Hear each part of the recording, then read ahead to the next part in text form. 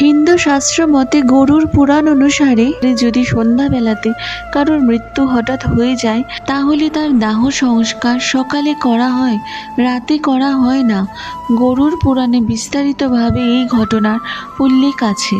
কি আছে গরুর পুরাণে তা আজকের ভিডিওতে আমরা জানবো।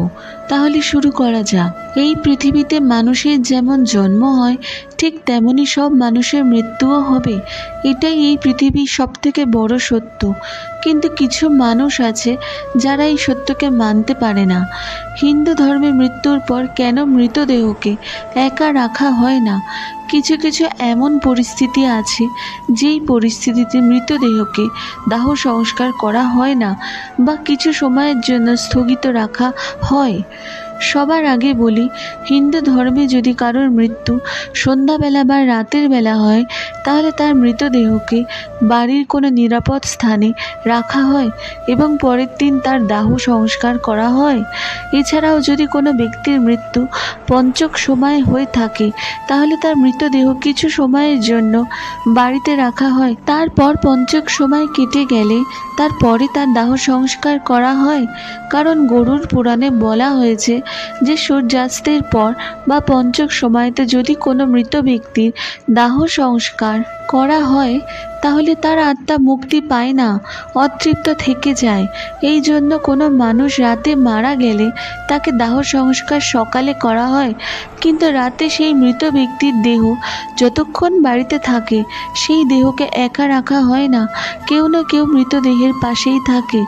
মৃতদেহকে একা ফেলে না রাখার সবথেকে বড় কারণ হলো, যদি মৃতদেহকে একা রাখা হয় তাহলে কুকুর, বিড়াল বা অন্যান্য কোনো হিংস্র প্রাণী মৃতদেহকে বিকৃত করতে পারে এবং গরুর পুরাণ অনুসারে মৃত ব্যক্তি যমলোকে যাওয়ার পথেও এরকম কষ্ট ভোগ করতে পারে এবং এটাই মনে করা হয় যে মৃতদেহকে একা ফেলে রাখলে তার থেকে বাজে গন্ধ আসতে পারে।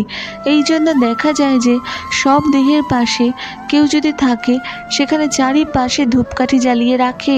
গরুর পুরাণ অনুসারে ভগবান বিষ্ণু গরুরের জিজ্ঞাসা করা প্রশ্নের উত্তরে বলেন, হে গরুর, এছাড়াও যদি হঠাৎ কারোর মৃত্যু হয়ে থাকে কিন্তু তার সন্তান তার কাছে নেই, এরকম অবস্থাতেও মৃতদেহকে ঘরে রাখা যেতে পারে যতক্ষণ না পর্যন্ত তার পুত্র বা কন্যা আসছে। কারণ যখন নিজের সন্তান তার মুখাগ্নি দেয় না তখন সে মৃত আত্মা উদ্ধারও হয় না, অর্থাৎ অগণিত সময় পর্যন্ত সেই আত্মাই পৃথিবীতেই অতৃপ্ত হয়ে থাকে।